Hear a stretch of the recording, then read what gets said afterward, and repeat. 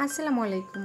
কেমন আছেন সবাই? চলেন আজকে রান্না শিখবো না, আজকে শেয়ার করব শত ব্যস্ততার ভিতরেও মনকে একটু ফুরফুরে রাখতে অথবা একটু টেনশন ফ্রি রাখতে আমি যে কাজটা করি। কম বেশি বেশ ব্যস্ততায় থাকে, কিন্তু আমি বাচ্চাদের লেখাপড়া, সংসার, নিজের বিজনেস, রান্নাবান্না সবটাই কিন্তু নিজের হাতে সামলাই। মোটামুটি ভালোই ব্যস্ততায় দিন কাটে। তারপরেও মনে হয় যেন কিছু একটা কমতি থেকে গেল। কাজের ব্যস্ততার মাঝে মাঝে যখন একটু সুযোগ পাই, গাছের কাছে যে বসে থাকি, গাছ পরিচর্যা করি, নতুন গাছ লাগানো, গাছকে কিভাবে ভালো রাখা যায়, এক্সট্রা যেটুকু সময় পাই আমি গাছের পিছনে সেই সময়টুকু ব্যয় করি।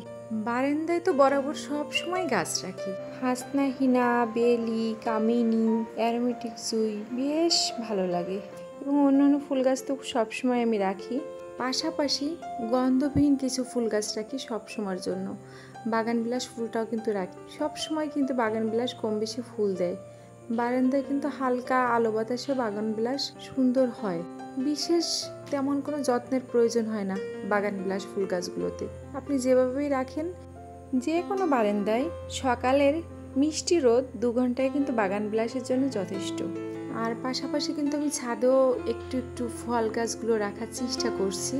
বেদেনা হয়েছে, তারপরে আমড়া হয়েছে, করমচা হয়েছে, পেয়ারা হয়েছে, বেশ কিছু উস্তা গাছ হয়েছে, তারপরে বেগুন হয়েছে, তারপরে পুঁই শাক হয়েছে। অনেক অনেক সুন্দর, খুব ভালো লাগে। কিন্তু সবেমাত্র শুরু করছি বাগান করা, আস্তে আস্তে কিন্তু বাগান প্রসারিত হবে। দোয়া রাখবেন।